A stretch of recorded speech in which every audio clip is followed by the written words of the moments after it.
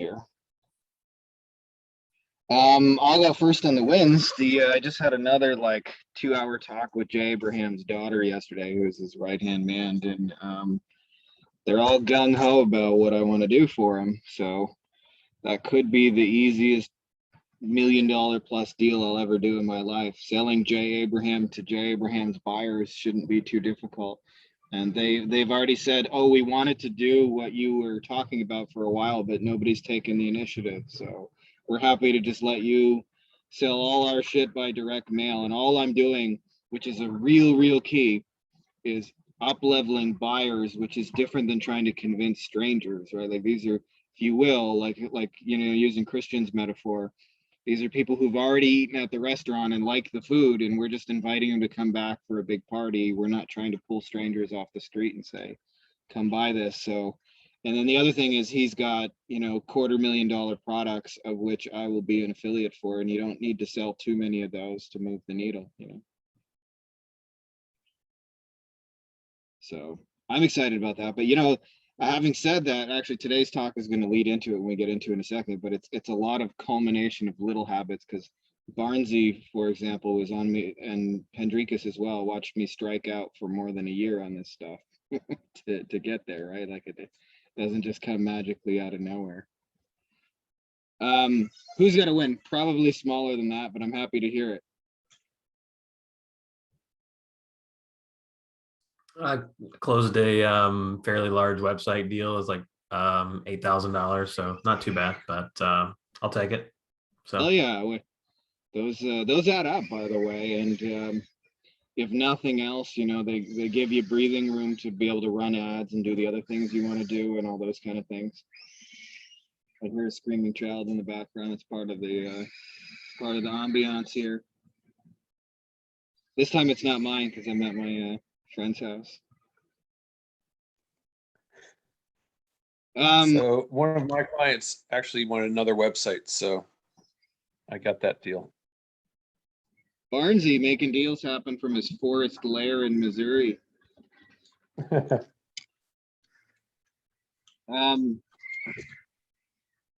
Anybody else got any other wins, or you guys are gonna have to listen to me rant for a while?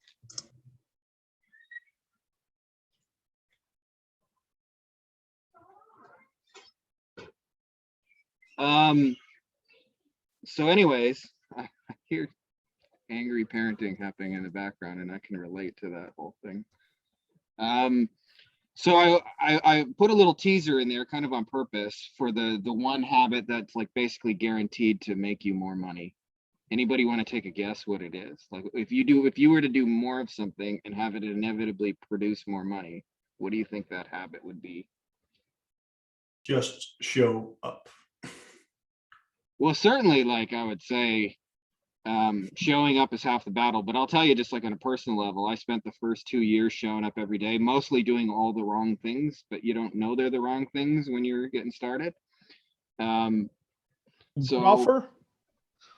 Good offer, Frankie. Good offer. But what do you do with a good offer?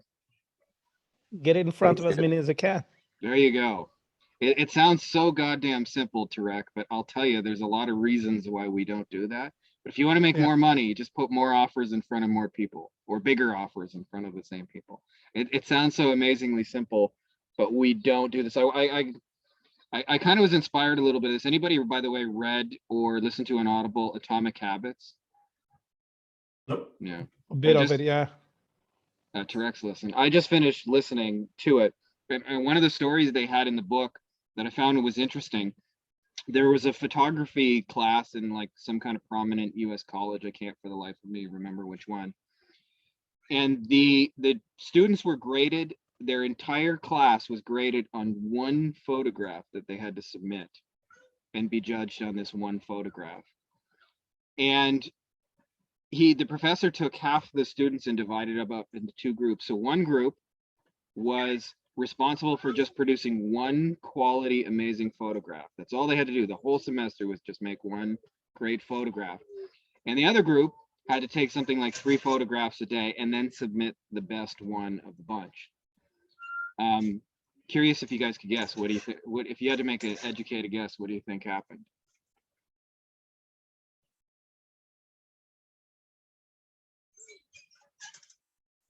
More pictures they took, the better their best picture was. Say that again, Barnesy. My headphones are real quiet. The more pictures they took, the better their best picture was. Amen. Spot on. That's exactly what happened. And that was kind of a little counterintuitive because you might think like entirely quality over quantity. But it turns out like in order to get quality, you've got to also produce quantity. So from an offer perspective, that means like if you're not putting out offers to like real people, then you're not going to get better at it, right? Like you can sit in a basement layer, kind of like Barnesy's doing right now, and just evil scheme up the world's greatest offer. But if you don't like get in the habit of putting them in front of people, they're not going to crush it. So my second question for you guys is, who should we be making offers to? I think there's really two groups of people at least that we've really talked about that are like key. Anybody want to take some guesses?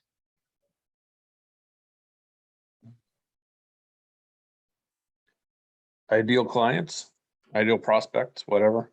Yeah, and I would summarize that just by saying shoe buyers to shorten that. And then I would say Fair enough. power partners, which are sources of shoe buyers. We want to like go after people who buy things, and we want to go after people who have groups of people who buy things, like to make that really, really simple, because, you know, we've talked about this before, but a lot of people spend a lot of wasted effort chasing people who just frankly don't buy shit, who are barefoot. And so that little habit of just practicing putting offers in front of shoe buyers and sources of shoe buyers like automatically will raise your income level. Just it's virtually guaranteed. And sometimes depending on how big of a shoe buyer or how big of a power partner, like persistence is part of the deal. And I remember reading a story about Jack Canfield, when he launched Chicken Soup for the Soul, he blew it up through getting on Oprah. That was like his shtick. But does anybody that know that, have any of you guys heard the story how he got on Oprah? Okay, good. Then I'm gonna spoil it for you then. So I'm probably butchering the story, but what I found kind of fascinating is like they didn't just magically, Oprah didn't just call him up and be like, Jack, I love your book, come on the show. They got a list of every single person who worked at Oprah, and there were like 80 people who worked for Oprah, and they sent them all personalized gifts, and they followed up with them, and they sent a message, and they pitched them show ideas, and they did that for 5 years. They pitched all 80 staff members for over 5 years, and eventually after 5 years, Oprah said, all right, Jack, we'll put you on the damn show. And of course, once you're on Oprah, This is the walk from the Airbnb that I've been posting about. I'm not sure who that is. I might have to mute him. So he blew up from that point. So he was literally making show offers, ideas, like when we're talking about habitually making offers to shoe buyers. Obviously, the bigger, the higher level person you are, the more persistent you're gonna have to be, which is why like with this Jay Abraham deal I'm doing, I knew it would take me at least a year, just because like, you know, Jay Abraham, it's very different, right? Like if you're reaching out to, you know, I don't know, let's say an actual shoe store where nobody's in it and they're sitting around waiting for somebody to come in, he's probably going to answer your message right away. But if you're messaging the founder of Nike, which is Phil Knight, by the way, and chasing him, he's probably going to be a little harder to reach. So what do you guys think the biggest reason is, by the way, people don't put more offers in front of people with regularity? This is like a mental thing, by the way. I'm going to steer you a little bit. Like afraid of being rejected or something, like 100%. you take it personal? 100% correct. That's exactly spot on. It's like, anybody ever had this dialogue? You put an offer, nobody responds. You go, I'm shit. This is like the mental narrative. I don't know what I'm doing. Maybe nobody wants what I'm doing. I should just give up. I should just get a real job. Like all that kind of stuff is the biggest reason we don't. And I'll tell you, interestingly enough, you don't ever stop getting rejected. Like the idea that you're gonna like not get rejected, like as part of the deal, doesn't happen, but it stops meaning as much when you have some yeses to balance it out, when you see the progress. And I'll say that the hardest part is in the beginning, when you're making offers and your offers are either being ignored, which most times they are, they're just flat out ignored, or occasionally you get rejected, like fuck off, stop messaging me, you fucking dick, right? Like you don't feel good about putting offers in the ether when, you know, fuck off, you spammer is the kind of general response. So this is a hard thing to do, but like the habit I want you guys to get in is creating more and consuming less, and especially creating offers and putting them in front of people. And that doesn't mean you can't consume. Like we all have like mentors and books we listen to and things like that. But I'll tell you, the lowest paid people are 100% consumers. They consume everybody else's shit. And the highest paid people are creators and producers and make things. And so you want to at least take some of those habits and move them over into just practice habitually making an offer. And one of the simplest ways, by the way, you can take your offer and position it 1,000 different ways, is look at the symptoms in your market and figure out little bite-sized pieces you could give them around that symptom, because all of those can be potential offer lead-in. So for example, like this mastermind's basically like just one basic offer, but some people are here because they lost a client and want to get another one. Some people are here because they want to get off the phone.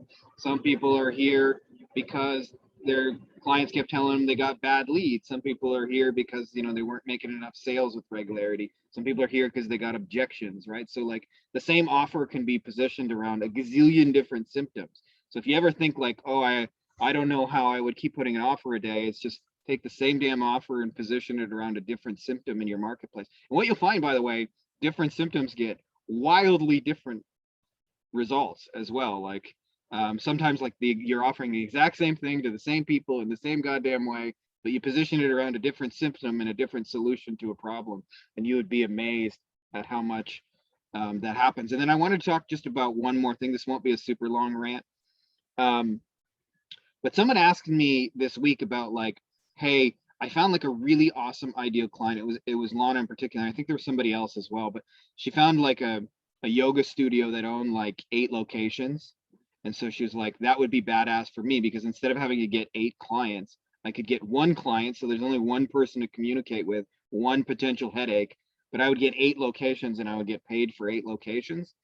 And she said, hey, can I offer them something like just a little like 4-day campaign for free? And the general consensus was like, hey, don't do free. And I'm actually of a little bit of a different opinion. And it kind of goes like this, as we've talked about it before, but like the investor mindset is one of the things about like being in business is the more risk you're willing to take on yourself, the higher you can get paid on average every deal. I'll give you a little simple example, like a story a mentor of mine told me. So imagine, for example, we had a magic pen. This pen's damn near magic because I've written some $1 million ideas with this pen, so it counts. But let's pretend this pen, if you write a check, it doesn't matter the amount. You can go in and you can cash it. Now I want you to imagine, I'm gonna say you, Christian, I'll pick on you for a second. If I came to you and said, this pen is $100, and every time you write a check, it's gonna automatically cash, you might buy it, I would think, but you'd also probably have like a pretty high degree of skepticism when you think like this magic pen, yeah, is just gonna. Imagine I said, this is a magic pen. It writes checks that always cash, and you can write as many as you want, as often as you want. Christian, I'm gonna give you this pen.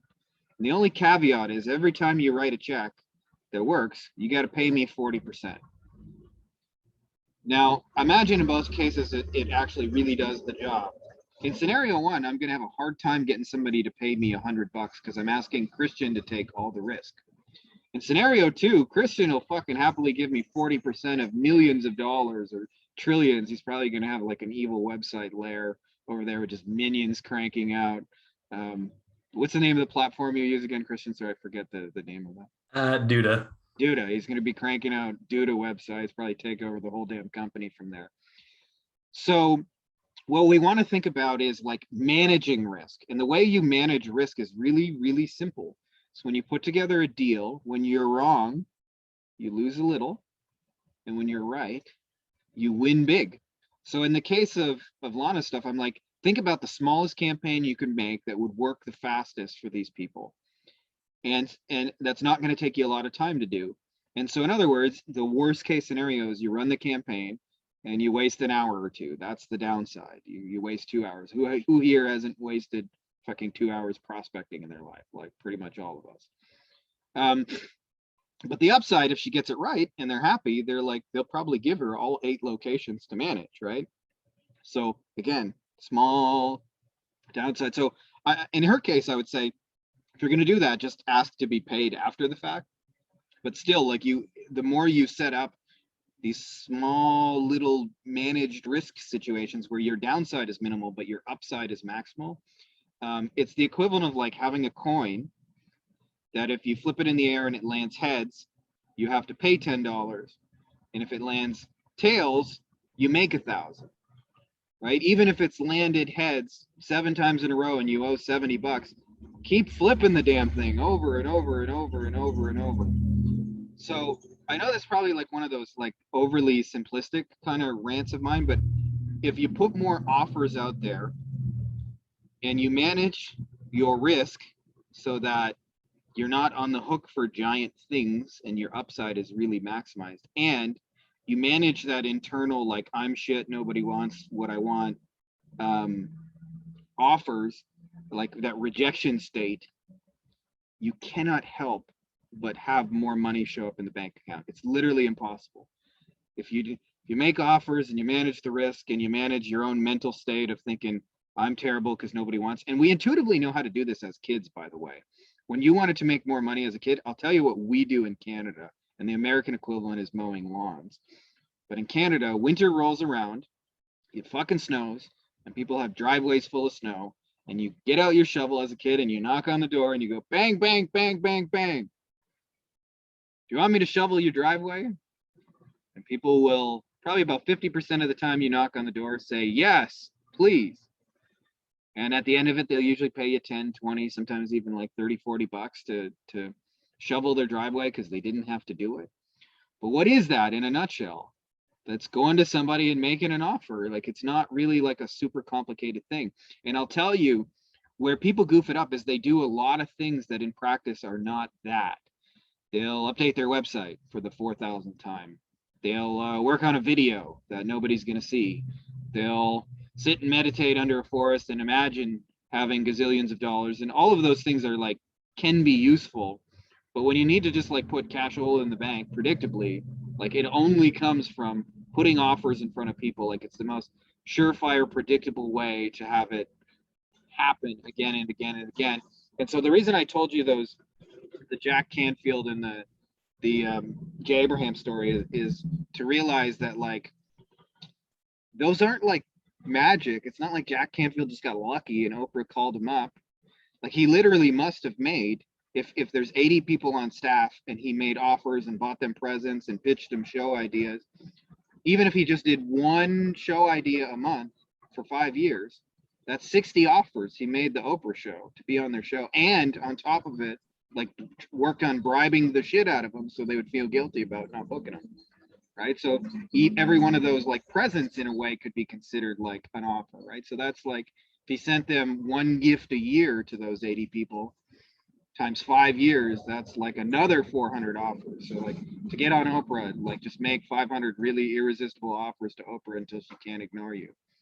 And with Jay Abraham, I want to say the number was like closer to like 15 to 20. Like I just kept sending him letters in the mail and annoying him until he said, all right, I'll talk to you. So any questions about that, guys? I know that's probably like overly simplistic, but I swear to God, it works. Just instead of entirely consuming, put more offers in front of shoe buyers and sources of shoe buyers. Anybody got anything you want to add to this? I mean, like when you're putting offers, like if as long as you're kind of thinking about the timer, the value that they're getting out of this, right? I mean, obviously, like as you mentioned, like more customers you get, the more kind of fine-tuned, as you taught us, like more fine-tuned your offer can be because they're telling you what part in the timer they appreciate the most, like your ideal customers, right? So it's just basically kind of trying to fine-tune, I mean, getting the offer in front of them and then getting them to, getting as many as possible to give you the feedback And what you say there obviously is important, because unless you get the offer in front of them, you never get to actually get to know the no, like why are they saying no? So if you do not know why they're saying no, you cannot even do something with your offer to make it more practical for them or more valuable to them, right? Like there are like some people that will say no just because they don't want to hear you, like they don't want to. Yeah. They're like lazy no's. But then you have those no's that are really kind of, they give you an feedback and say, I say no because your offer isn't good enough. Yeah. Right. And then you can make your kind of offer better and better. Yeah, and usually I would say it's not even that it's not good enough.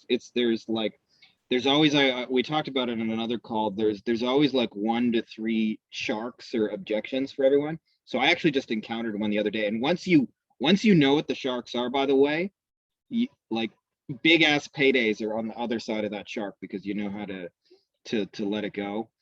And I'll give you an example. Okay. So I'm running this really big, massive retargeting thing for lawyers, like we talked about, close to the hole.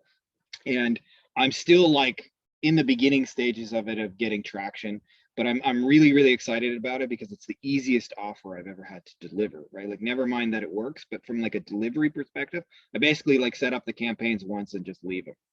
And then they pay me month after month for some campaigns I set up once. So it's like the epitome of like, do something once, get paid again and again. So I'm like really, really excited.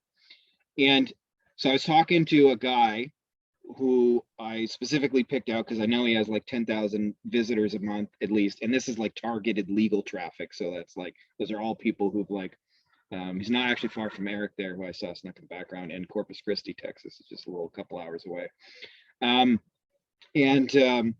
The thing they said to me was, we're already doing retargeting. Shark, objection. And what I realized is like, well, yeah, you're running a little fucking rinky dink Facebook thing. I'm talking about putting your shit like 10,000 gazillion fucking places and you got it one.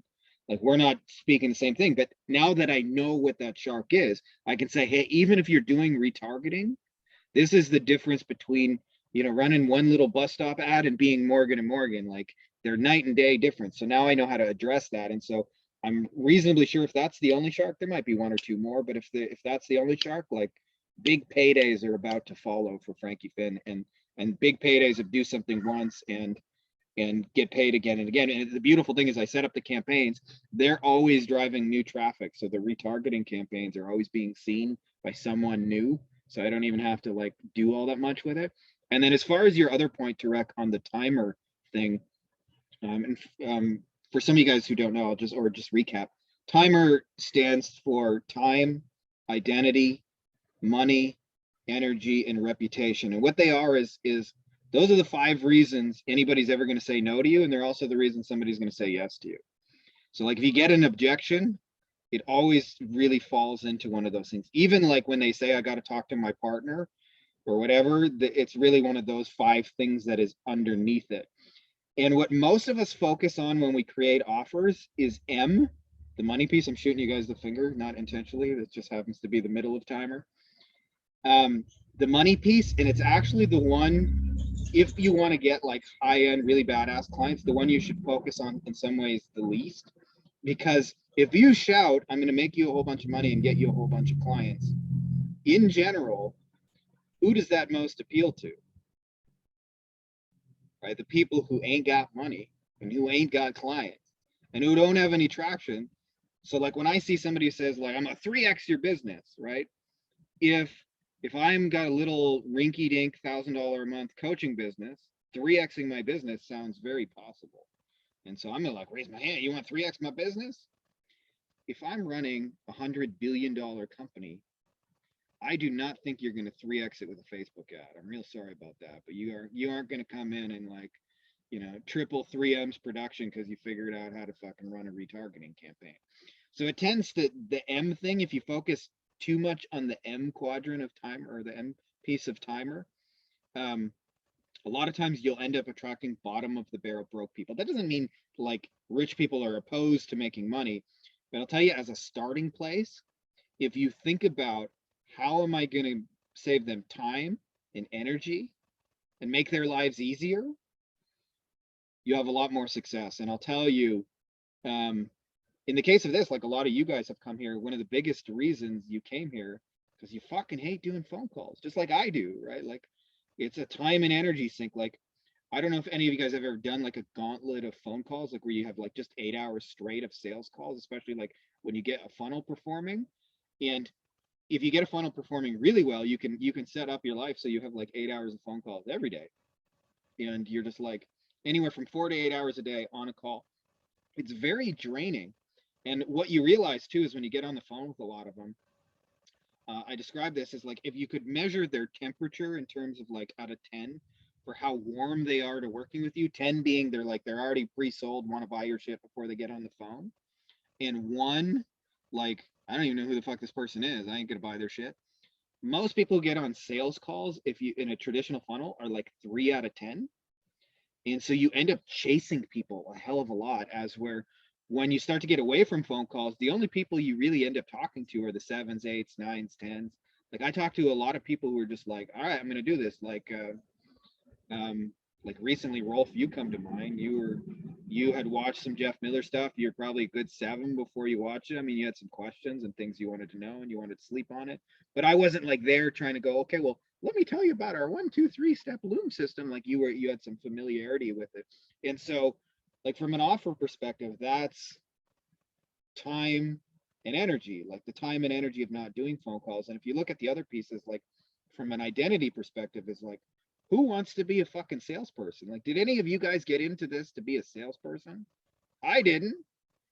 It became a necessary evil when you got started, but I didn't want to run around like knocking on doors like, come on, my shit, we got the latest. Like it's so the less you can make somebody a salesperson and the more you can make them a deliverer of the thing. Like, you know, I learned really quickly when I first got started with SEO in the beginning, it was kind of easy and I was lucky because SEO wasn't super saturated. So people came to me and I got referred a lot of business. But as it started to get saturated, it suddenly got hard. And I had 2 businesses. I had to actually know how to do SEO and I had to sell SEO. And I was really shit at the second one, like really, really shit at the second one. I had no idea how to do that. And it sucked. Like we used to go to conferences and I would literally like sell dudes face to face, like, hey, let me run an SEO report for you, Dr. So-and-so. And so the more you can like really make offers powerfully to people, the less you got to do all that chasing, the less you got to do all that hustling, the less you got to do those things. So as a general rule, Tarek, that's a little bit of a rant, but affluent clients, time and energy is the first place. So like, I'll give you an example. I'm going to use Lana again because I've had a lot of private conversations with her. She's like on a weird time zone, can't make our calls, but she checks out the replays. So one of the things is she's starting to work with big yoga studios. Up until now, she's worked with the bottom of the barrel, kind of like struggling yoga studios. It's been very money focused. I'm going to get you clients and those things.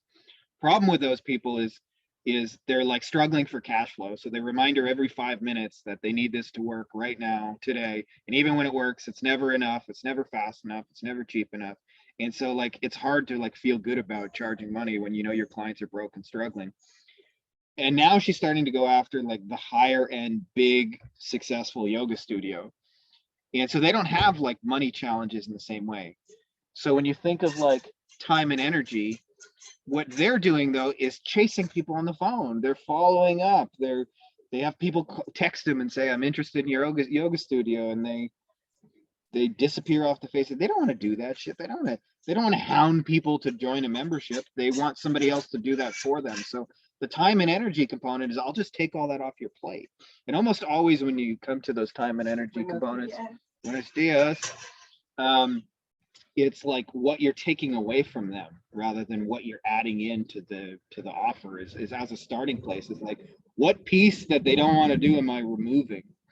And when you do that and you put those offers in front of like, you know, affluent shoe buyers, like it's no different than like, do you really want to shovel the snow today in the middle of fucking January at 7 in the morning? Because I'll just take that off your plate. $20. So that's how you kind of like want to think about offers, is like, especially the types of clients that most of us here want, is like, what work are they already doing that they don't want to do that I'm taking away? not what I'm going to add to their business, but actually what I'm going to remove for them. If somebody's like a busy, successful business owner, has 20 plates in the air that they're juggling, they don't want you to show up and say, I'm going to bring you 2 more plates. They want you to be like, dude, I could eliminate everything in your left hand right now. And I actually just had this. I was talking to Jay Abraham's daughter. I call this getting rajed, by the way, because, you know, like, you know, all of us have had this experience where the tech just doesn't work like it's supposed to. Like you just for what, and every time I end up on tech support, there's always an Indian guy going like, no problem, no problem. So I've given this a name of just, I call it getting rajed. Whenever the tech doesn't work like it's supposed to, and you're like, why the fuck isn't this thing doing it? What do you mean, like just unknown error? You're Googling and things like that. So in her case, last night or yesterday when we were talking, she said, you know, I got to print out this whole like bunch of slides for Jay, and I don't know what the hell is happening. Something's up with a PDF. I printed, the printer broke. Okay, I thought, shit, the printer broke. So I tried another one. It broke the other printer, broke the third one. And after 80 pages, the whole thing screws up. I don't know what I'm doing. Here I am trying to diagnose fucking PDF bullshit. And again, like from an offer perspective, I said, well, I can think of a way that you could eliminate that. You have the original source file of the slides, not the PDF. She said, yes. I said, put it on Google Slides and let Google do the converting for you. And I'd be willing to bet all those weird fucking funky text stuff will disappear, and let Google create the PDF for you, and it'll be print ready and probably work the first time.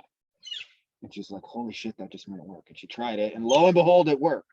And it was like, again, taking a plate off. So it's a little bit of a good rant here, Tarek, but I'll tell you, most people think, because, especially if you're in a situation where what you need most right now is money, there's a tendency to then think what you should offer to people is money. But if you're dealing with people who are affluent and above you, and this is like, it does take a little bit of mental practice, because I remember the first time I walked into an 8-figure business that was doing like, I don't know, like 30 million a year. And I'm like, I think at that point in my life, like the most I had ever made in a year was like 80 grand. I'm like, who the fuck am I to tell you guys how to do business? Like, you're like, you know, 87 levels past me, but you would be amazed that like at $30 million companies, all the stupid low level things they're doing. And instead of offering them more money, because at 30 million, they're not awake at night worried about like pay coming in. They're struggling to manage all the delivery and those things. It's like, what can I take away? So I hope that's helpful to you guys. And like when you create offers, it's thinking about not adding, but removing. Busy, successful people want you to remove shit off their plate. And the more you can remove it, and it doesn't matter what the economy's doing, somebody's got money and somebody has shit they don't want to be doing. If you show up and say, let me just take it away from you. So for example, like with this offer, I'm doing a massive amount of retargeting.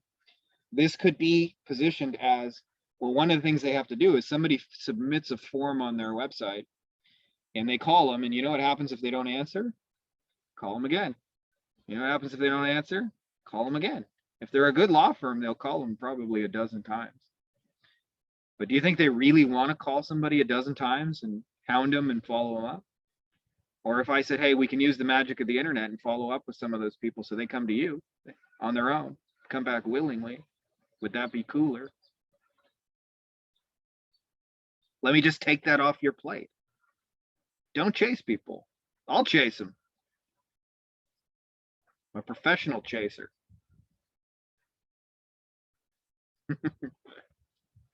Anybody got anything you want to add? Otherwise, we can get into some Q&A.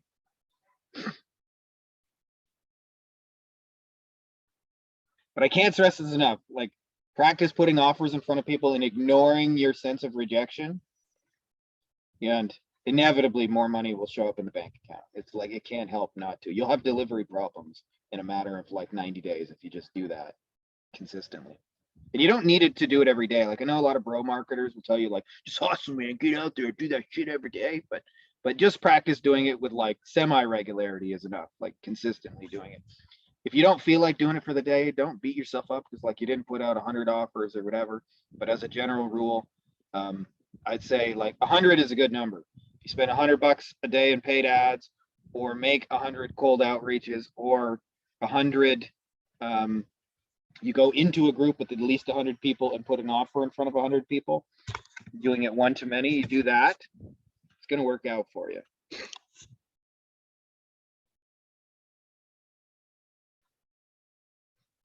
Anybody actually got an offer that you're trying to put out there that you want some help with right now? Before we get into some Q&A that we'd like to just brainstorm a little.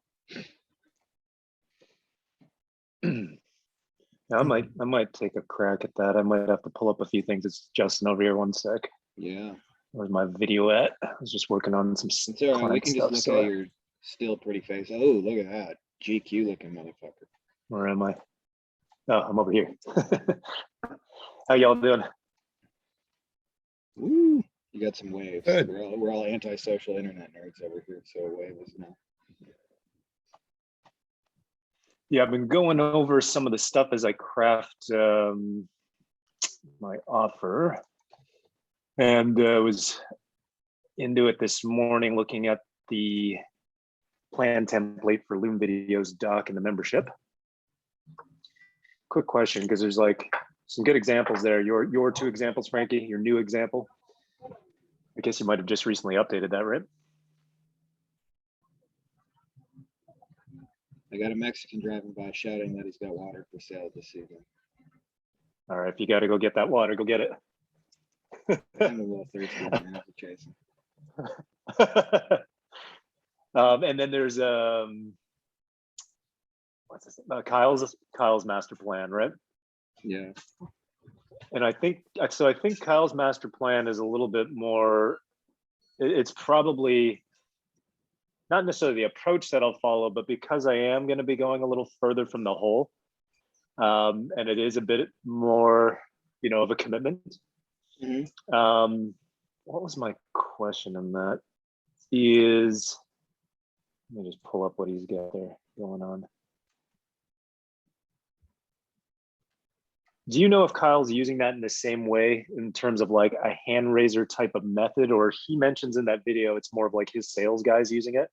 So are they prospecting in other ways and then the sales guys using that as a presentation to close, or is that still being used a la Frankie Finn hand raiser method, short loom? Kyle's got to like twist it a little bit just to give you an idea how he's doing it. So at least last we discussed, I mean, Kyle's like a pretty fast implementer and there's a lot of moving pieces. So, but what they were doing is they're running a Facebook ad that's something like to the effect of the offer is like get 10 new cases a month or 20 new cases a month using the case engine system.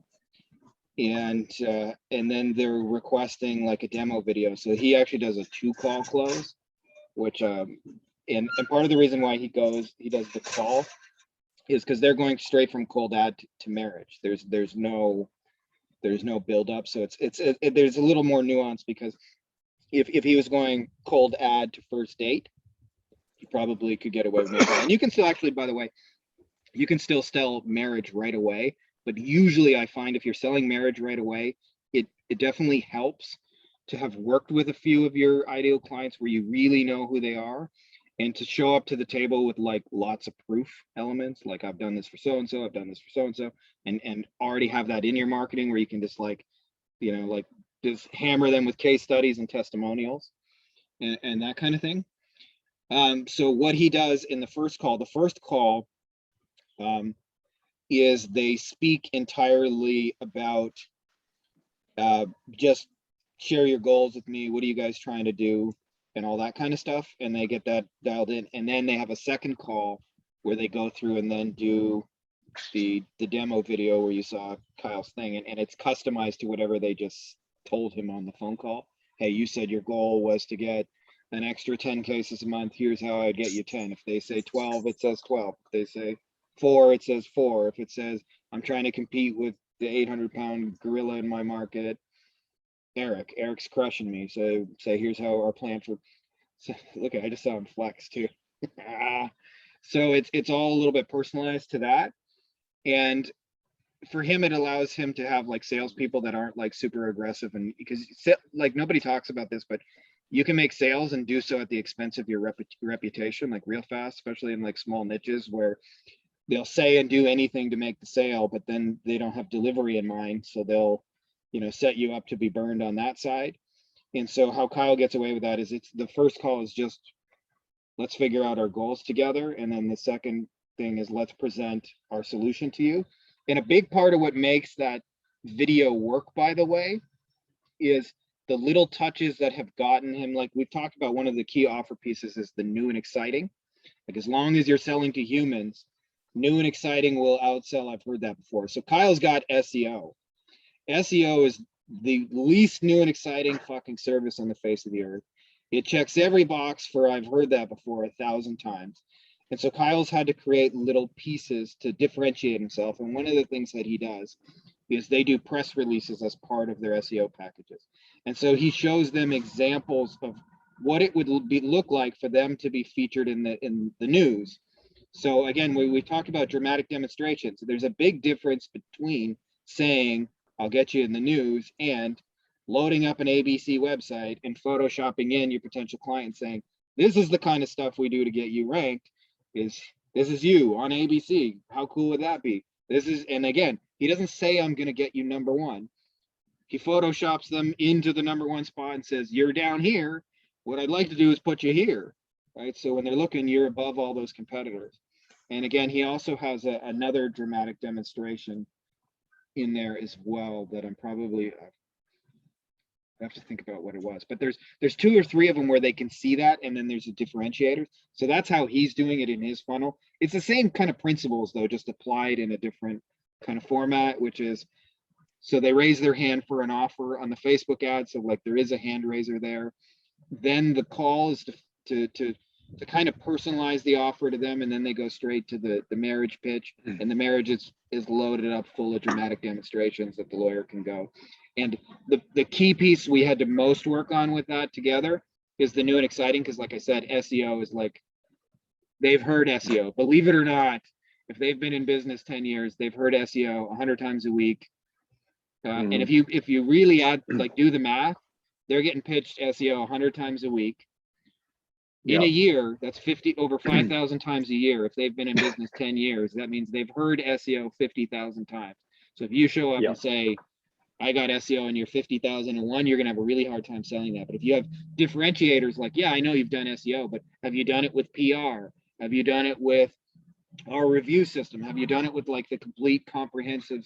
Probably not. We're doing it differently than everybody else. So it doesn't really matter what everybody else is doing. And it's still tricky for him. He still has to deal with the like, well, they want to put him in the SEO box. But is that helpful, Justin, for just explaining how? Because I don't want to do sales calls. You know, that's part of the reason why, you know, I'm here. But I'm going to go kind of try and thread the needle of a little bit of both, where it's, you know, going straight for marriage, I think, because it actually is what serves them the best. And like, I have to take the same amount of time to get them the dating offer as I do the same amount of time, energy is what my team have to do.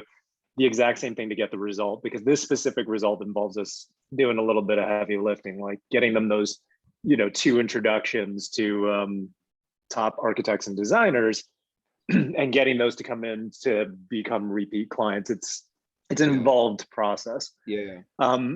So yeah, I'm just working on actually putting together, I was doing that this morning, my slides for the presentation, and kind of thinking about that, and having that just trying to figure out between my outreach sort of sequences and what I'm getting them to raise their hand on, and what I'm trying to make simple and easy, but that will translate, having that segue and translate into something that is a bit more of a marriage offer. It's got the proof, it's got the demonstration, you know, we'll have several things of demonstration. You know, they can see actually in the accounts of clients, you know, the amount of money it's generating, those types of things. And I actually want to go, you know, straight for the sort of pull a page from your book at the end of what caused me to sign up, is because I'm using scarcity per 1 per region, or 1, like 2 per state maximum, is that you're either a yes or no, you know, type of scenario, and will actually indicate the 2 other competitors, you know, that would be, you know, sort of up for, you know, grabbing that spot. And, you know, to reply back, they're either yes or no, but there's no maybes type of thing. By the way, just as a little side, I don't know if any of that's making any sense, but yeah. I have some thoughts on that. As a little side point, by the way, any of you guys who work with local businesses, as a general rule, Local businesses know all their competitors by name and fucking hate them. And they'll do things just to want to beat them because it's like, for them, it's very cutthroat. There's nothing worse for them than hearing, oh, I took it down the street to Joe's shop because he was $5 cheaper. Fucking Joe. He does any work, but he's $5 cheap. So how I've done that in the past is if you guys are doing calls, like when you get on the phone with somebody, like for example, one of my clients is in Orlando, like one of the coolest clients I have. And I remember one of the first things I said to him, I do this by text now, but I said, oh, you guys are in Morgan and Morgan territory. Like I named his biggest competitor by name. And it doesn't really matter who that name is. You can put anybody's name in there, whoever that is in their market, but just saying, oh, I see you guys are competing with company A, B, and C, and they'll be much more interested in your solution because they want to beat those people. So like name dropping competitors, if you work with local business, it will always, and make sure to name them. Don't say like your competition, but like name like the 2 or 3 people they're most concerned about. Fucking Morgan. Yeah, in the beginning, I'll do the custom loom videos, and I was just going to show their competitors like right on the screen. Yeah, yeah, exactly. You want to name drop, show them specifically, not just randomly pull it out. Now, having said that, how I would twist Kyle's like funnel methodology differently is, obviously it's working, but I would think like, I don't want to do phone calls. If you're like me and Yeah, you I don't don't want to like do phone phone calls. calls and you want to just go No. straight to the sale, what I would Mhm. do is instead of trying to go from like, I just met you on Facebook to book a call, is I would probably put a little like 5 to 7 day sequence in between those 2 points that cover all the things that you would be covering in the call. And if you think about what's really in the call that's making it work is firstly understanding what their goals are. So if you understand what your people's goals are, they're pretty much the same. Like they have different applications of them, but like you'll hear the same things more often than not. So you can talk about those things in like an email sequence. And then I would just like really hit them hard with like the dramatic demonstrations of what it is they're trying to do. So there is a difference between saying, I will get you an architect and a demonstration of that, which might be like, how would they experience it? They might get a phone call and say, hey, I'm an architect and I have a whole bunch of projects. Even if you don't have an architect, you could like just have a friend, hey, can you just read the script? Hey, I'm an architect and I'm really interested in using you guys for a couple of projects. Whatever that is, like it doesn't have to be a real phone call. You just want to show them how they would actually receive it. So like in the case of a lawyer, like for example, there's a difference between saying, I'll get you phone calls, and I found a clip of a guy on YouTube who calls up and say, hey, I was injured in an accident and I'm thinking of using your law firm and your services. Can you tell me a little bit more about how you work? And then I say, how would you like more people to call you up and say that? Right. And I play the recording. That's more powerful than just saying more sales or more phone calls. So you might have to think about it a little bit, but you just think about like, how would they get that? And a lot of times where people get stuck in dramatic demonstrations is they think a demonstration has to be proof or case studies.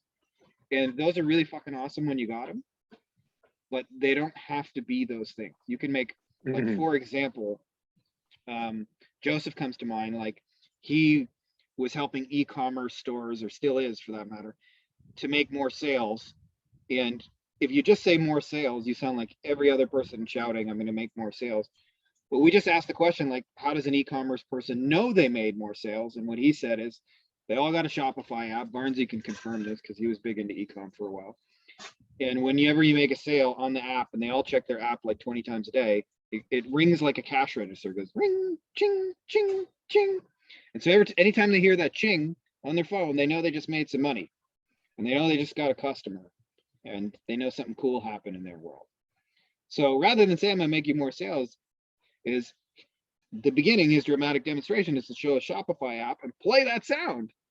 Ding! How would you like to hear, instead of this sound 10 times a day, 20 times a day? But it's way more believable when you can point to it in their experience. So like there's a difference between like getting 10 new yoga people and saying like, I will have them sit down in front of you, roll up their mat and do a downward dog, right? Because they can see that second one. So we always want to be like really finger pointy with how that shows up. So what I would do differently in that funnel, that methodology, is I would get them on the hand raiser, however your hand raiser is, and just put a little indoctrination sequence that spits them out the other side so that when you do get on the phone with them, or you do speak with them through text or however you do it, they understand you, what you do, how much it costs, and why they want to do it. And so in your case, the tricky thing is just going to be, okay, if they get an architect or they get a real estate agent, how would they know it? How would they receive that? Probably by phone, I would think, is create some demonstrations around that. And then also if you can create demonstrations around why their current solution sucks. And in your case, why their current solution sucks is because most of the jobs they're getting are one-off. Like they do great work for somebody, and then that person never calls them again. Like, and you could show that, and it's some kind of dramatic demonstrations. You show them doing like a great job, and then you shake hands and say, you know, I hope to hear from you again, and then ghosting, just tumbleweed going by, waiting for the phone to ring, never hear from them again. You know, how much nicer would it be if you got this phone call instead, an architect one? Hey, I have a whole bunch of projects and I'm thinking of you using you guys to manage them. That would be way more, or a real estate agent or whoever that is. So that's what I would do differently. It's just, yeah, it'll take you 5 days longer to get to the sale, but the sales will be way easier and way more automated. And so I just like load it with as many demonstrations as you possibly can. And again, you don't have to have the Shopify app, and you don't have to actually have made the cash register ring for anybody, and you don't have to have proof of that to demonstrate it, right? So like, don't get stuck in this idea that I have to have like case studies and testimonials. Most of my stuff in the lawyer space that has worked historically over the years was stuff I just like literally just Googled and found. Like, for example, like I was trying to show them, like, you guys all sound the fucking same on your websites. So all I did is I just Googled, found like 10 other websites, and they all said, we'll fight hard, we're aggressive, call now, no fee unless we win, we're experienced, the experienced lawyers, we fight hard. And then I showed like a montage of like 20 lawyers all saying we're experienced and we'll fight hard. And then I'm like, hey, I bet you if I open up your website right now, it says we're experienced and we'll fight hard. Well, this is why nobody's calling you. So the demonstrations don't require, like, that's a real key, is like free your mind from thinking like, oh, I got to have all kinds of proof. You just have to have proof in their experience of what you're saying, and that can come a million different ways. But the more you make your demonstrations finger pointy, you could probably eliminate the whole 60-minute phone call to discuss their goals. And if you do, the second phone call Kyle does is like 20 minutes. It's just like, hey, here would be my plan for you. That's basically what it is. It's a plan of SEO with some demonstrations built in. Do you want it or not? Is that helpful to any of you guys listening, by the way? Yeah, I mean, you know, Frankie, the idea about like letting them know how they're going to fail is quite kind of counterintuitive, right? Because they look at you as an expert, right? I mean, they look at you as an expert when you tell them how you can fail. And, you know, when they see that, you know how they can fail, and nobody wants to kind of fail, right? I mean, people wouldn't, you know, people will not kind of strive to win as much as they would like to avoid failing or avoid losing something. So the fact that you show them how they're failing, it's quite good, because they actually see you as an expert in that field. And as soon as they see you as an expert with their kind of well-being in mind, that you're actually thinking about them, how they can win, then obviously you go from becoming a salesperson to becoming a consultant, right? Just like, right, your advisor. Totally. Anybody ever heard, by the way, on that point, Tarek, anybody ever heard the doctor analogy? Like, we're a doctor diagnosing problems. Like, a salesperson shows up. Salesperson to me is somebody who's like, I'm going to try and push this solution onto you, whether you need it, want it or not. As we're a doctor is like, hey, tell me what's wrong. Tell me where it's broken. Tell me what hurts. And then I'm going to prescribe something based on what you said. And experts and consultants and us in general are doctors prescribing solutions. And as I've mentioned before, like, the same solution can have wildly different value to two different people, like I've mentioned. I used to do stuff with divorce lawyers where I found out when I first started working with them, they'd have $1 million worth of business and only have ever collected on half of it. And it created a problem for them because they got all this outstanding collections and they call their clients and the phone call is like, give me money. And then what ends up happening is the person stops answering the phone because every phone call is like, my lawyer's just hounding me for money. Now they can't do the divorce, right? So they need information to proceed with the divorce, but they can't do that because the person's avoiding their phone call because they owe money. And my solution was just to send a little happy collection letter, which is in the members area for you guys, by the way. But what I learned is if I'm doing this for a beginning divorce lawyer who's owed $10,000, and even if I collected half of that, he'd get 5 Gs.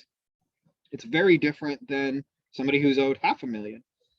You know, bigger law firm that's owed $500,000. Same solution, right? But because the size of the problem I'm prescribing, one person's owed 10 grand, one person's owed $500,000. Who do you think is going to benefit more from it, right? It's the same basic thing that we're doing. And so when you understand that, the way to put that into your marketing is spend a little bit of time researching what their symptoms are. And it's not hard. Just go where they're having conversations and fucking read them. You know, I mentioned a few places in the past. Quora's good, Reddit's good, Facebook groups are good, and good old fashioned, if you could just ask them. If you got clients, just ask them. You'd be amazed, by the way, if you ask your clients, like, well after the fact of hiring you, like if you just ask them to open up about what I'm struggling with, they'll be happy to share anything with you, like anything at all. They're usually just surprised anybody even cares to know. So when you do those things, all you're doing is taking those symptoms that you would prescribe, see you, Rolf, and putting those into demonstrations. So sometimes, like for example, one of the ones I found the other day, like researching you guys, is like people hate it when clients say the leads are shit. Happens all the time, and usually what it means is they suck at closing them. They don't call people back. For that one, I didn't put a dramatic demonstration because I just like literally quote the client in the exact words they said. But I could have technically taken it a step further and like framed it as an email that said like all your leads are shit. But most often what I'm trying to do is demonstrate it. So one I remember for you, Tarek, is I remember one that you said you found interesting is I was looking and a whole bunch of people said this agency space is so competitive. There's so many people trying to sell agency services to business owners.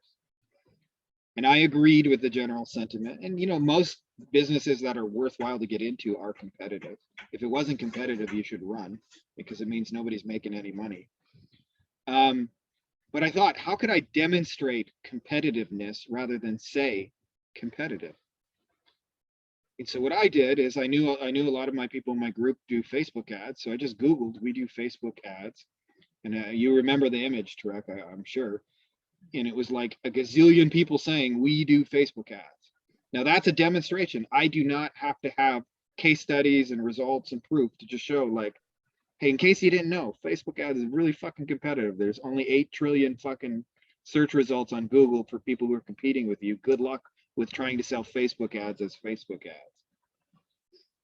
Right? So as far as your thing, Justin, just a minute ago, like those are the things you want to put in is a combination of symptoms that they're currently experiencing that they don't like. What do they not like about the current way they're doing it? And then demonstrations for what it would look like if they worked with you. So like one of the things that I might demonstrate, like for example, is if they had jobs already booked next week and the week after, like how could you demonstrate that? Could you show it on a calendar?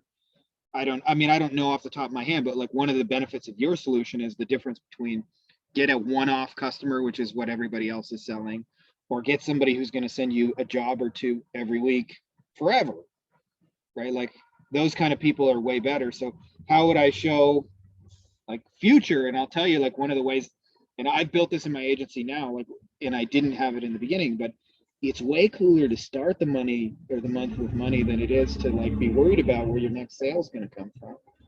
Like it used to be like you go to sleep on the pillow and you're like, shit, I need to sell some shit or I'm going to like, I don't know how I'm going to pay all my fucking bills and shit like that. And now like before I do anything there, I know there's going to be money there. That's a way cooler experience. So like if you can demonstrate that to them, like you have sales in a month and the month after that, and like all your up and down worries would go away from my solution, you're gonna have a hard time like figuring out what to do investing all that fucking money you're gonna have.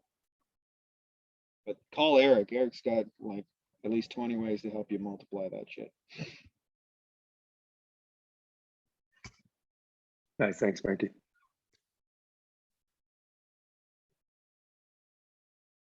Anybody else got something totally different that's come up this week? We can go any direction you guys want.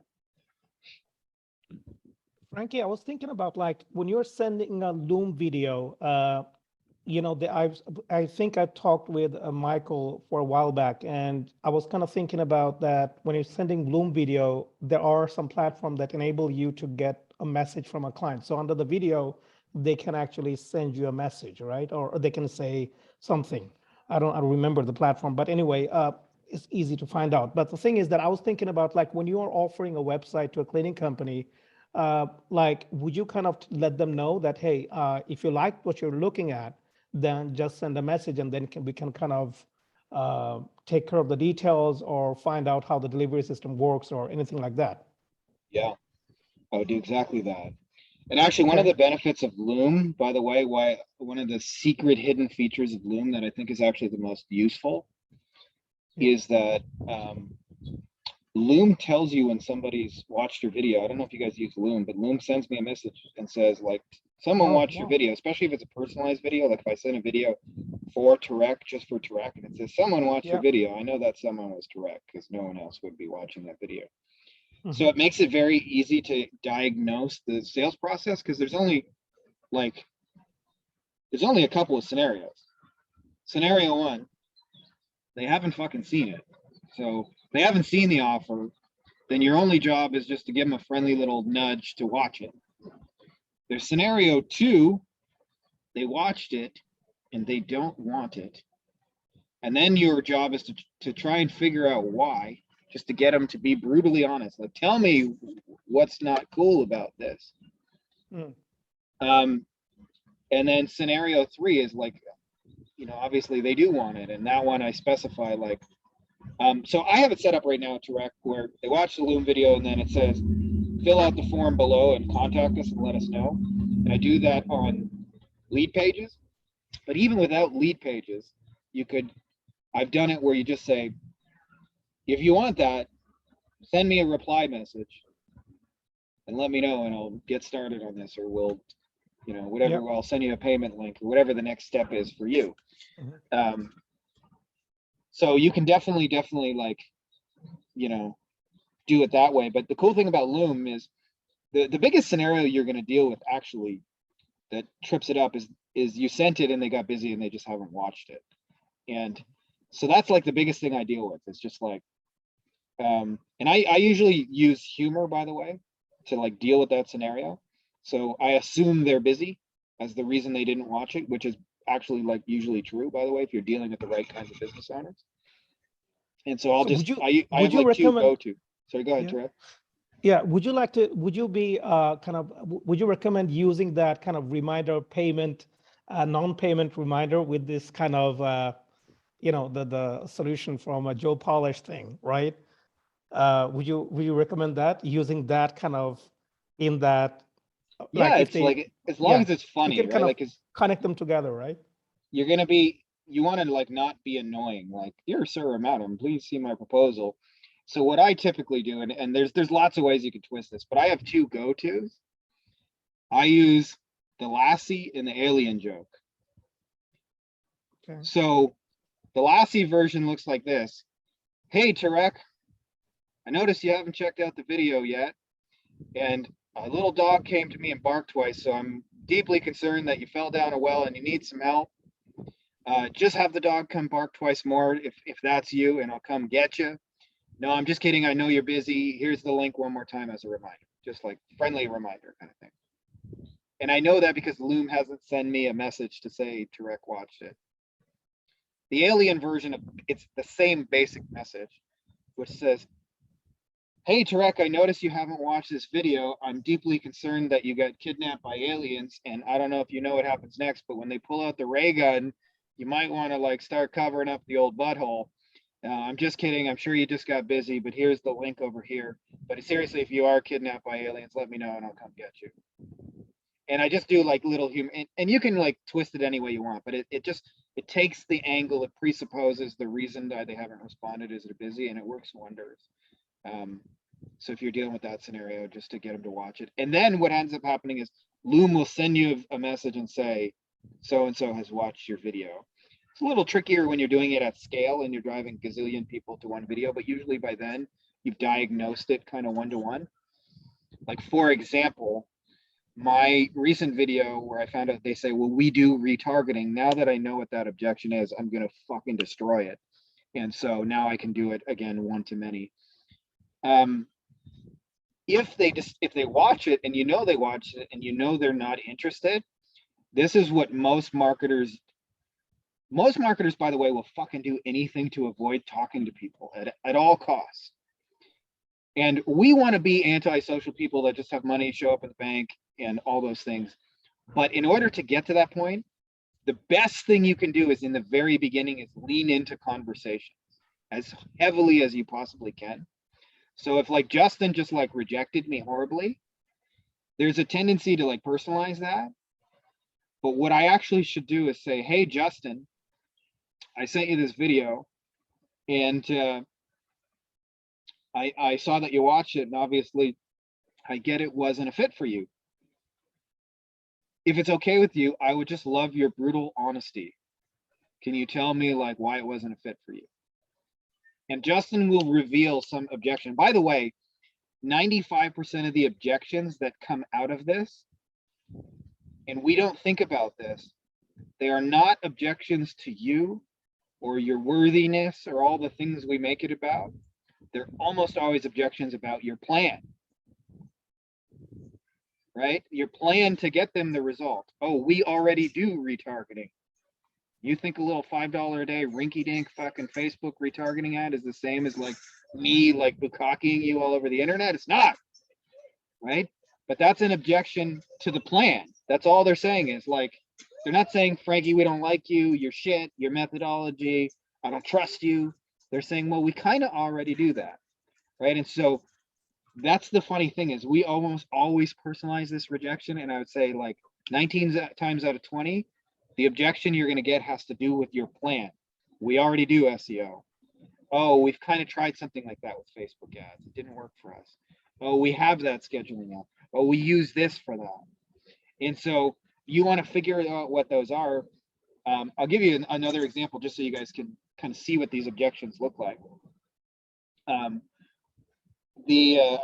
mentor of mine does the land stuff that Barnesy has gotten into as well. And what they do is they buy land and they also have like a course and they train people to do that, like a mentorship program to help people buy land for dirt cheap. It's a really cool thing actually, because they sell the land. I did say bukkake. So one of the things that happens is people go check their newspaper because they're saying you can buy properties for like $50 to $1,000, and they open the newspaper or they open up Craigslist. I guess you got to type in Craigslist, not open. But they go to Craigslist or they open up the newspaper, and do you think they find pieces of land for sale for $50? Nope. So they assume ain't no land available for $50 in my thing. And when they realized that was the objection to their plan, because people were saying, well, I looked in my newspaper, they realized they have to say, well, we directly market for these. So you ain't going to find them in a newspaper. You're not going to find them on Craigslist. You're going to market directly to the owners, and the owners are going to tell you, I'll sell it for $50 to $1,000. And so if you're going to open up Craigslist or your newspaper, they're not there, and they're not supposed to be there. That's why you're getting these amazing deals. And they said as soon as they figured out that objection, sales crushed it. So In the beginning, when you're diagnosing those Loom videos, those are really the only two scenarios you got to deal with. They didn't watch it, or there's a plan objection, and you want to figure out what the plan objection is so that you can just crush it. And usually, like the plan objections, the more you deal with them up front, the less you deal with them later. So like in my case, you know, now that I'm gonna, like, I realize, oh, we're already doing retargeting, not like I'm doing it. That's like saying I do advertising because you spend $5 a day on Facebook, and I'm talking about being like on, you know, 800 TV commercials a month, right? Like they're not the same thing. So the more you understand that, by the way, the more you can like chill out up here, because up here you can go like all the stories. I'm shit, nobody wants what I do, blah, blah, blah. And they're just objecting to SEO. They're just objecting to Facebook ads. They're just objecting to Google AdWords. They're just objecting to your website plan. Oh, we already have a website. Oh, well, this is different. Let me explain how. So yeah, that's a good point you brought up, Tarek, with the Loom videos. But those are the only two scenarios you got to figure out. And then once you figure it out, those two things, like how to friendly nudge people to watch it, and then originally why they say no, and like fixing that reason they say no, there's only cash on the other side of that. Because once you deal with the objection, it's just gone. Like, for example, in the beginning of dealing with lawyers, I dealt with the same objection. Fucking drove me crazy, which was lawyers are very risk averse as a general rule, and so they never want to, like, very few lawyers want to be the first one to try anything. They want somebody else to have taken the arrows to the chest and know that the journey is safe, but they don't want to be the ones getting shot at the front of the line. And so the objection was always like, oh, that sounds really cool, can you give me the names of like some lawyers you've worked with and I'll go talk to them. In the beginning, when you have 0 lawyers you've worked with, it's a real pain in the ass because every sale gets lost right at that point. But when I realized all they wanted to know that it was going to be okay and that like somebody else had done this, I started to figure out how I could show them. And so I ended up doing 2 things. And one of those is I started getting testimonials on all my sales calls that didn't close. So I talked to Justin for an hour. Justin says, fuck you, Frankie, I'm not going to hire you, but I enjoyed this call. Thanks for chatting. I'd say, Justin, can I just record you real quick and you just tell me what your experience of this phone call was? Justin said, hey, this was a really great phone call. I'm really glad we talked. I got some insights. I know what to do next, blah, blah, blah. And I recorded those. And then I made a little sales page of all my failed sales calls recordings. And right after they booked, I would show them like, here's 12 other lawyers who say this is cool shit. And they weren't even people that I worked with. They were just people I had sales calls with that didn't buy anything. But again, it was addressing the objection. Oh, I don't want to be the first one. And then I would get on the phone with Justin, and I knew from experience, when I would get to the end of it, Justin's going to say, can I talk to Barnsey? Can I talk to Eric? Can I talk to Hendrikus? So then I would say right at the beginning, I would say, hey, Justin, you remind me a lot of Tarek. He was dealing with the same things you. Actually, Barnsey as well. You guys are in a really similar situation. And the minute I brought that up, he heard, you're not the only one. You're not the first person. And then all of a sudden that objection wasn't there at the end, and then there's just credit card. But yeah, so that's actually a really, really important piece, is understanding when they object to you, almost always on the offer quadrant, it's the new and exciting piece. It's the plan objection. It's not you they're objecting to. It's they have the way they perceive what you're going to do is not crystal clear to them, and they think it sounds familiar to something else they tried that didn't work. And almost always that's the objection. And so when you understand that, you address that, there's just credit cards on the other side. I know you guys like having credit cards that are siphoning illegal drug money your way each month. So the irony, and I just want to throw this out there, Frankie. So this client that I'm talking about does POS systems, so credit card processing. And actually he had some group on Fiverr make his website, but I'm converting it over to WordPress and bringing it in-house because he had some trouble working with them.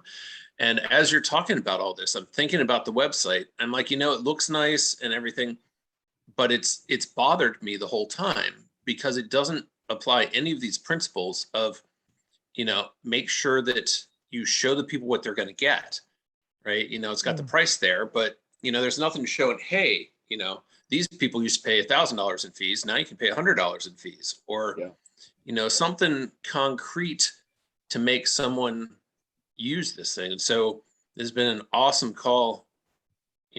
I need constant reminders, like every 3 minutes to remember these things. But this is awesome. It's going to change my entire call. Badass. I want to show you guys a couple examples real quick. You guys have seen these before, but they're, like you said, like you can never have too many reminders of this. And by the way, I still need practice with this too. So like, don't think like Please. Almost always the Picture of Henricus. Nice. That's what you're showing us? Yeah. See if I can find this in WhatsApp real quick. Holy shit, I got 23 new messages on WhatsApp. What the hell? Oh, okay. I mean, Okay, most of the websites are not kind of user-centric, right, Michael? Like people kind of do not show the customer like what the customer needs to have information of, right? Right. Those of you guys who are in the WhatsApp group, you guys remember this one here? This is an ad from Steve, and they're running solar ads. And why do people buy solar? Like as a general rule. Save money. Price Yeah, is they higher, don't- go off grid.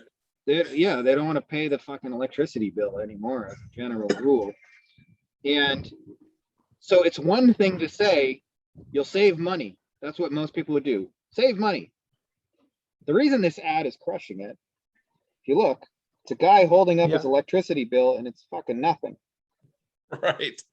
Right? Super So it's a cool. demonstration. Like, how does that show up in their reality? If one was to save money on their electricity bill, what would it look like? It would look like this. Fuck yeah, I'm only paying $18 this month, right? Or whatever it is. I used to pay a gazillion, now I don't. And that's why that ad works. In a nutshell, is that little dramatic demonstration. I'm going to share my screen for a second here. You guys are going to see the chaos that is my mind for a second. So this is one that came up the other day, but it's a really good example of if you can show people what they're going to get, they will buy it. So I was looking for bobbleheads the other day for a client, like this was a month or two ago, but I saved these. I came across 3 websites. This was website number 1, and this is what not to do, by the way. So he's holding up a bobblehead of him, but all of these things are like features, polymer, clay, and 100% handcrafted. If we use the finger pointer as the test, can I finger point to what polymer, clay, and 100% handcrafted looks like in my experience? Not really. Like, I'm sure he's trying to say like they last a long time. They're built really well. But to be quite honest with you, I don't know what the fuck he means. Free proofing. I'm assuming that means other people charge to create a proof. I don't know. Amazing likeness and quality.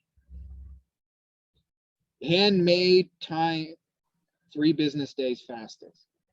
So this was kind of like a poor attempt at the finger pointing, right? Like the demonstration thing. The only good part here is his picture. So this was the second one I went to. Become a satisfied customer. That's their thing. And they've got some examples here. So the examples were better. The wording, happiness guaranteed. Can I point to happiness? How would I know that I'm happy? Right? Like, well, this guy happiness is is- smiling. This guy is smiling. Probably that one, they're relating to that, maybe. Yeah. But it's one of those things, right? It's not like a finger pointing thing. Browse through our catalogs, pick your favorite model, upload your photo, customize, easy ordering and secure checkout. So this is the one I went with. When you understand dramatic demonstrations. And it says, I'll just move this here. It says, turn your 2D memories into 3D works of art. And it's got just pictures of fucking bobbleheads.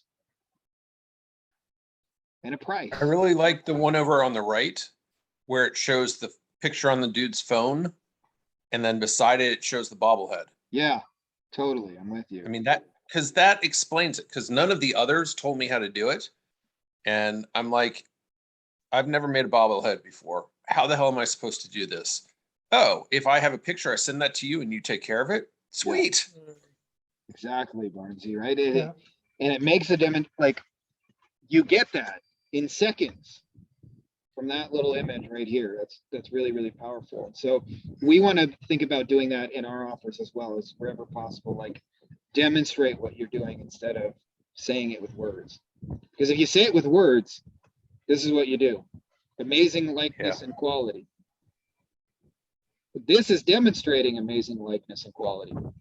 Hey, that's his picture. I see. I get it. He's a football bobblehead.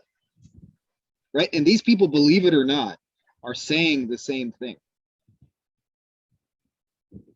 The only thing is this guy is going to have nobody know what the fuck he's talking about.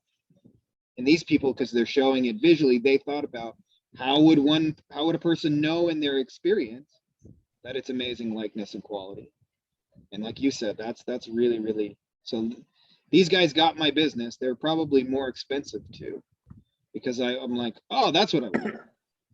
You got it. Well, the another thing is that like what you showed there, Frankie, is like in the last one, they were talking about like turn your memory, right? Into 3D or something. They were like kind of or something, yeah. talking directly, finger pointing, right, to the benefit that you're getting out of this, like to you, right, as a visitor of the website.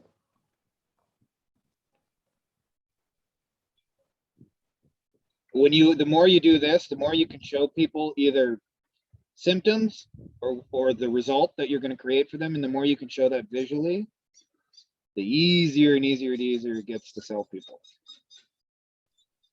Like if you think about that website, like probably like 70% of the sales made from that little fucking image.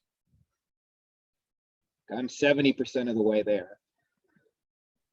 And I got there in about 3 seconds because they showed it to me visually.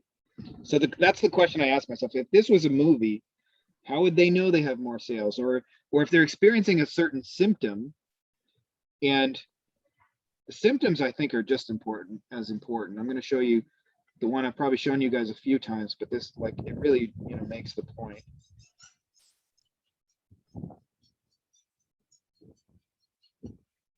I got you in here, Tarek, as well. That's the beautiful part. Oral was telling me all these people told him, these dentists, I got this beautiful website I spent 30 grand on, but my hygienist chair is empty. Right? If we want to demonstrate that, instead of saying, I'll make you like think about this. If a dentist, the only thing he knows experientially is I'm doing all this marketing crap, paying a bunch of money and the chair is empty, and you try and shout, I'm gonna get you #1 in Google, there's a mismatch. But if you say, hey, you ever bought one of these $40,000 websites, but at the end of the day, all you got to show for it is an empty hygienist chair, and you can show that in words or in pictures without words in like 2 seconds. He's going to say, yes. And then you say, I have this new and exciting thing that'll fill it. And of course, new and exciting sells better than I've heard that before. So you're going to slap some polish on your SEO or your Facebook ads or your AdWords or your web design to make it different. And Tarek, I thought like the amazing example for you was like, this is it. This is the symptom. Like, this is what's representing your company. This fucking ugly ass piece of shit thing. I turn you into this.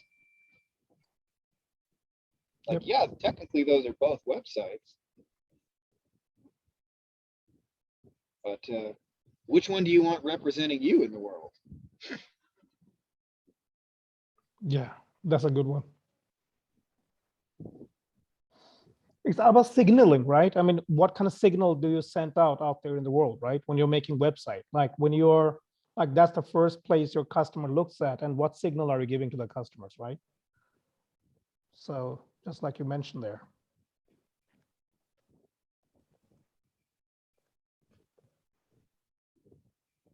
Andrikas, it's not like you to be this quiet this long.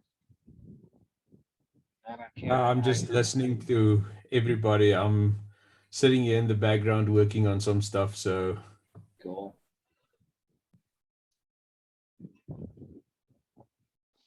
Frankie, I had a question regarding retargeting. Is like, if I want to offer like a website with retargeting, right? I mean, just like, the demonstration that you showed there was quite amazing, because like you have the website and then, you have like empty, dentist chairs. Something like that could also probably work in cleaning, right? Like you have the website and then finally, you don't get any calls, right? So effectively, like we would like to follow that up with retargeting ads. I mean, when somebody visits your website, they basically are being kind of reminded. So in terms of retargeting, because is it like, I haven't looked into this yet, but since you have done that already, is it like you have to pay for per platform that your ad is been shown to, or is it like per person, like when you're paying for retargeting?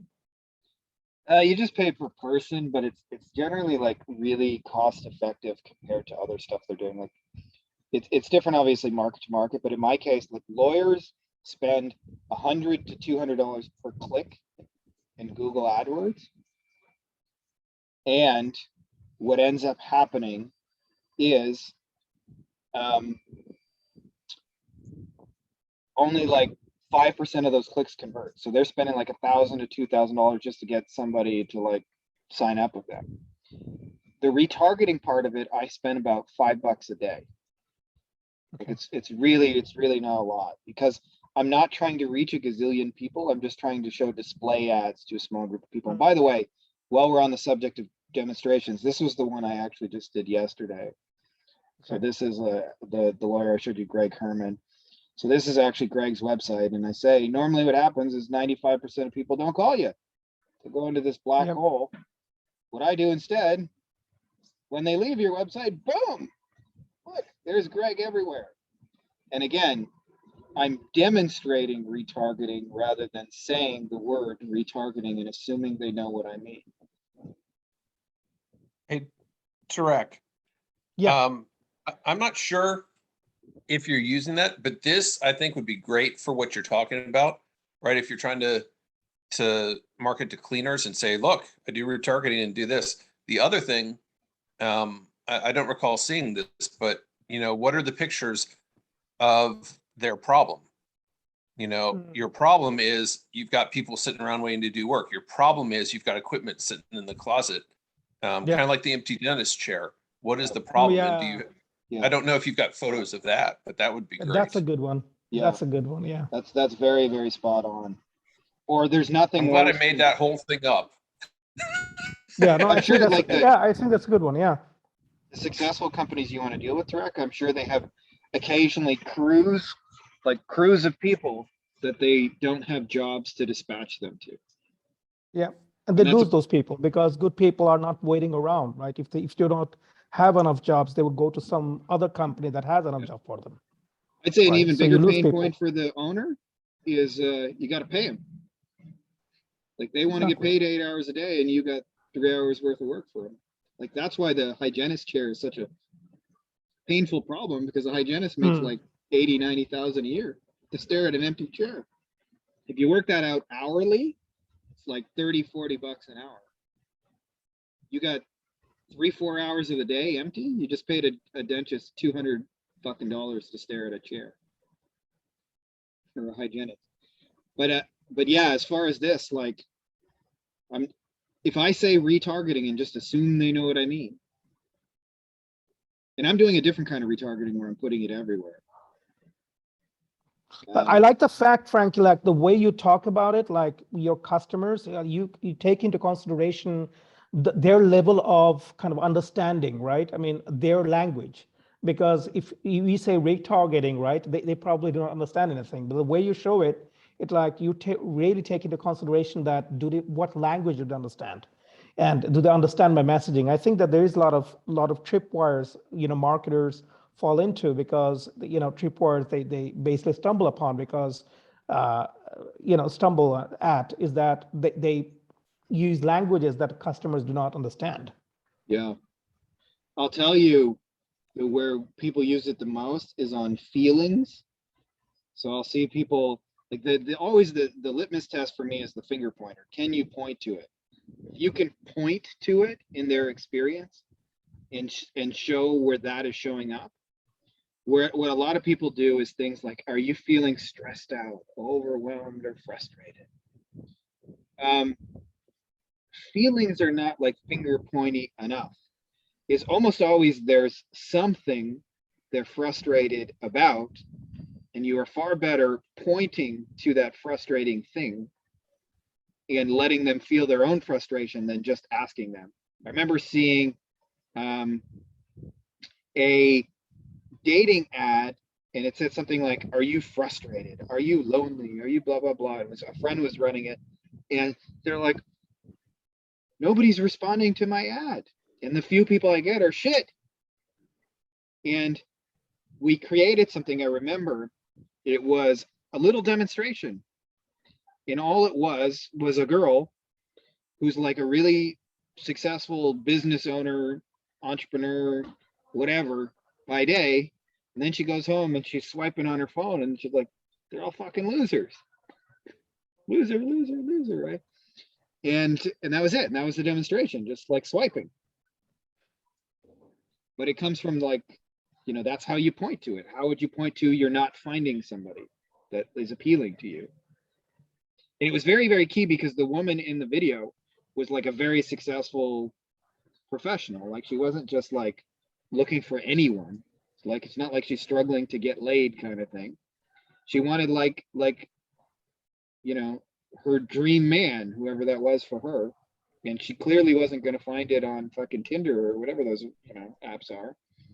And so we just demonstrated that. And as soon as we did that, the video was 6 seconds long and the ad converted like really well. But what we're doing is we're pointing to that in their experience, because the original ad, are you frustrated? Are you lonely? Are you alone? And then we're like, well, we want successful career women who are looking for Mr. Right, and all they're finding are like shitty dating apps. How could we show that in their experience? How would they know they're not finding anybody? And she said, well, they mostly just spend a lot of time swiping on dating apps and being disappointed. So let's just show that.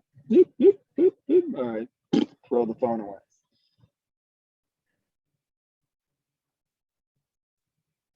Like those videos can be made on Fiverr, right? I mean, like getting somebody to make those videos on Fiverr. Of course. Yeah, as long as you tell them what you want. Okay. The key is like if like Barnesy said on their website, they're not showing what you're going to get. They're talking about polymer coating, fast delivery times, and free proofing, instead of like, here's a phone, here's a bobblehead, side by side. But all I'm doing on all of those tracks is just the finger pointer. Can I finger point to what I'm saying? And a lot of times I have to even read my own copy or my own messaging and going, can I finger point it?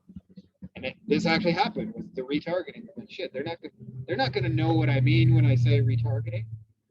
Yeah. I know what I mean. They don't know what I mean. These are fucking lawyers. They're not. They spend most of their day in a courtroom. Right? Like you think they wake up thinking about click-through rates and retargeting and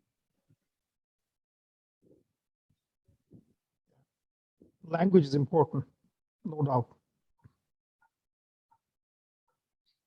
And I tell you, I mentioned this before, but it was an aha for me when I read about the hurricane-proof windows guy who was selling the most amount of windows, and they asked him like, how are you selling this? And it wasn't with words or sales techniques or closing techniques. He just grabbed a hammer and smashed the window and said, see, hurricane-proof windows. Like the quicker you can like visually demonstrate it. Well, and for us, it's little pictures. So in your case, like, what does not having work for a cleaning crew look like in their experience? Yeah. That's a painful problem, by the way. They'll buy a sexy website to make that painful problem go away.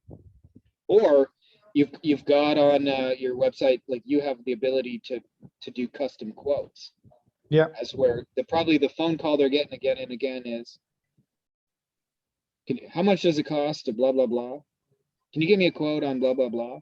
And they probably hate doing quotes because like maybe 2 out of 10 actually turn into jobs, but 8 out of 10 times they just drive out there and give a quote and waste time. Yeah.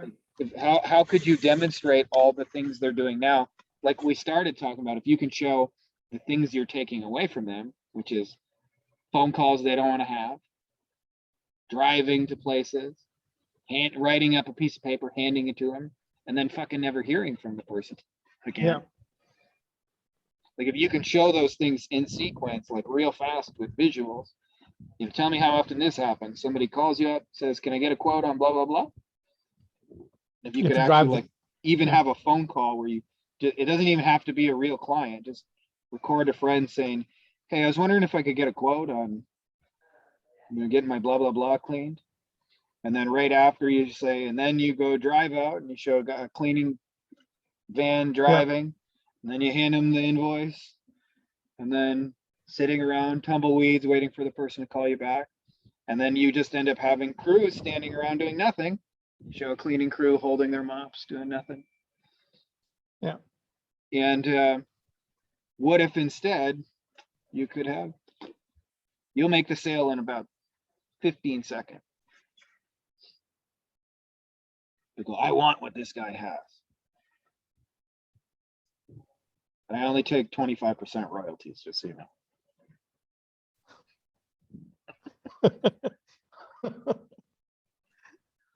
Well, Frankie, I just wanted to kind of mention this, like the timer thing you talked about, like this time thing, like how do you position, like people want to save time, right? I mean, that is one of the things, but like, how do you make it like, I mean, do you talk about that, like you will never get that time back again? Like, for example, they're going there and looking at a job. I just want to kind of make it like, I just want to kind of, how can I say it? I just want to sharpen the axe a bit more in terms of the time value that they're getting, right? Because they are driving to those, 10 places, right? And looking at the windshield, and they're getting 2 out of 10, and they're wasting the time they will never get back. Yeah. Like, can we sharpen that more? Would you recommend we use something else to, or say some words to sharpen that more? This is the thing, Tarek. That's a really, really good question. Is from an understanding perspective, it's they themselves who don't like what they're doing. So there's no inherent judgment or anything inherently bad about driving out to go give a quote. That's just what it is, driving out to give a quote. Yeah. But if you're doing it a lot of the time and like wasting time because people don't end up buying, then you start to not like it. And the key with like any like of the timer things is be specific about where they're saving time. Be specific about where they're losing that time.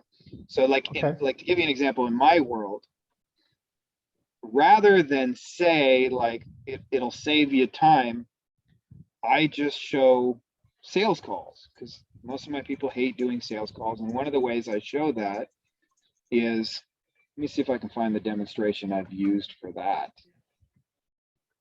It's not the only one. I'm sure if we sat down and thought more about them, we could come up with more. I don't know where I put it. Basically, but showing them a demonstration about where the time getting lost, right? Or yeah, I get that. I get that. Like you can show them like people driving to a place and then, they're driving and watching at the windscreen and then wasting time. And some clients say no, and some people never call back.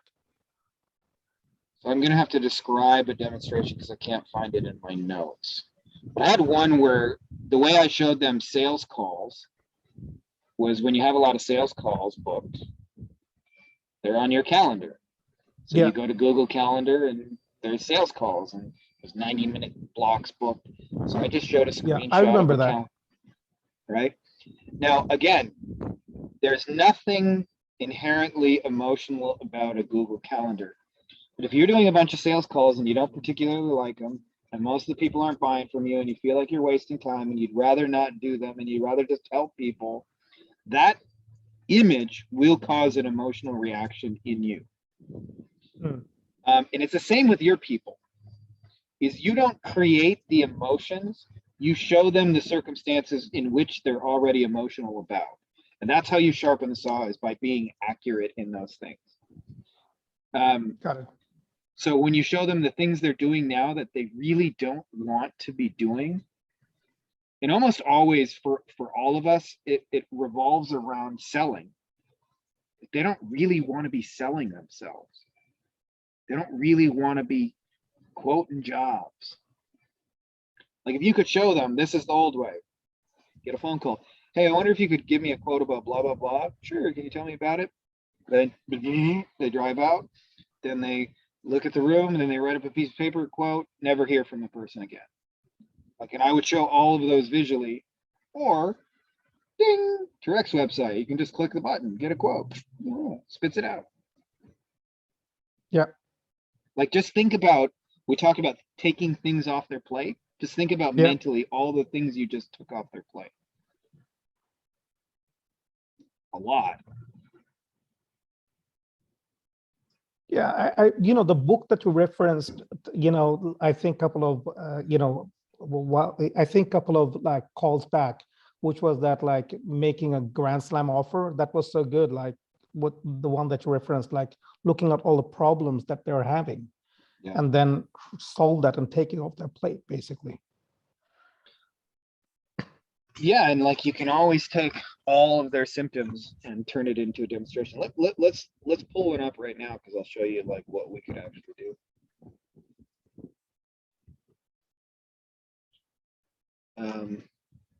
Just gonna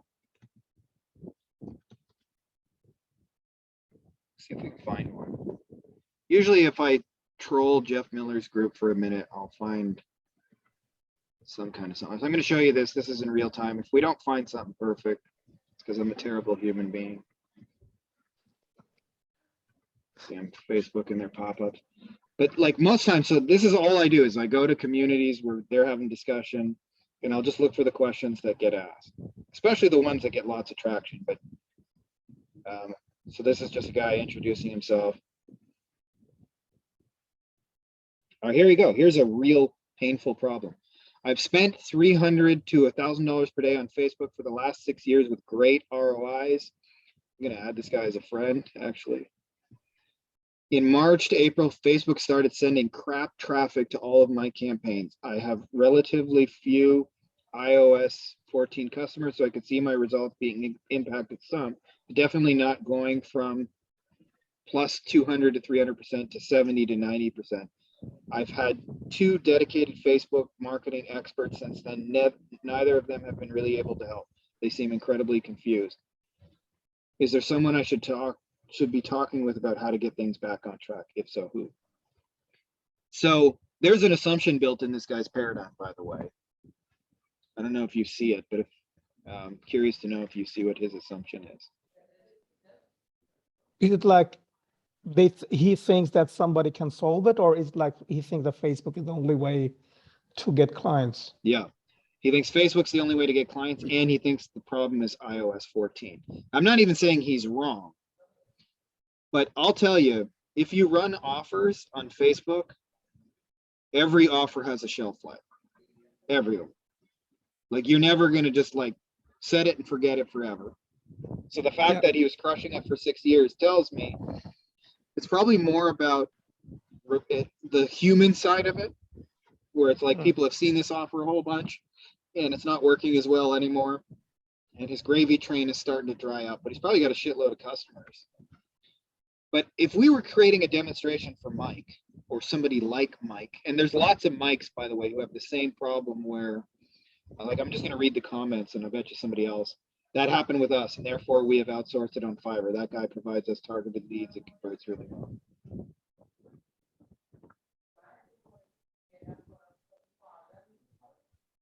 So, but this is the thing, like, how would we show this visually? Is I would show a Facebook campaign, spending money, like in the range he mentioned, and show a guy making sales, ding, ding, ding, ding, ding, ding, ding, ding. then I would say, here comes iOS 14. And now I'm making sales, but I'm barely even profitable, which is his case, right? So I might show a campaign, another Facebook screenshot, and say, not making any more money. And I'd probably show it like the chair, where it's like before, arrow, after. Now, I know that's not necessarily his real problem. Like, there's always a deeper level thing going on. It's probably his offer is dried up. I mean, I wouldn't know until I looked. But if we demonstrated that to somebody like Mike, like, here's a screenshot of Facebook ads performing 6 times my money back at 300 to $1,000 a day, and then suddenly iOS 14, arrow, woo, now I'm not even making money. Spending more than it cost me to get people. And the traffic's junk.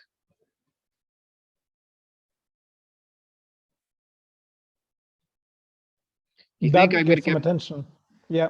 and I'll tell you, Mike's not the only one with this experience. I might actually do, I'm gonna save this one, Tarek, and later in the week, I will do a dramatic demonstration on this, and I will tag you so you can see me do it. Cool. Yeah. But that's all I did is I went in there, I read their symptoms. This is a symptom, right? And understand, people only understand surface level symptoms. Spending a bunch of money, it was working. This happened, now I'm spending money and I'm losing money.